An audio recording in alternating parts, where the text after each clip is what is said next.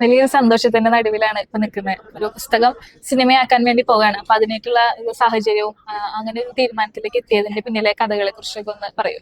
ഇത് ആക്ച്വലി ജോസ് ചേട്ടൻ ഞാൻ ഒരു 2 കൊല്ലം മുമ്പ് എന്നോട് പറഞ്ഞു ഇങ്ങനെ മിക്കലിനെ കുറിച്ചൊരു സിനിമ ചെയ്യാൻ ആഗ്രഹമുണ്ട്. ഞാൻ 100% ആവശ്യമുള്ളതാണ്.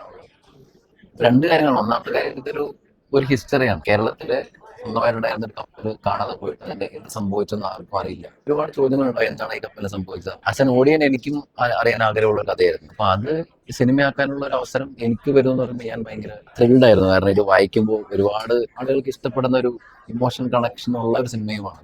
അപ്പൊ അത് ഒരു പുസ്തക രൂപത്തിൽ അദ്ദേഹം എഴുതിയിരിക്കുകയാണെങ്കിൽ അത് അതിനോട് പൂർണ്ണമായും യോജിച്ചുകൊണ്ട് കുറച്ച് ഫിക്ഷനൈസ് ചെയ്ത ഒരു സിനിമയായിരിക്കും നമ്മൾ ഉദ്ദേശിക്കുന്നത്. ഹോപ്പ്ഫുള്ളി അത് അടുത്ത വർഷം റിലീസ് ആവുന്ന പ്രതീക്ഷ.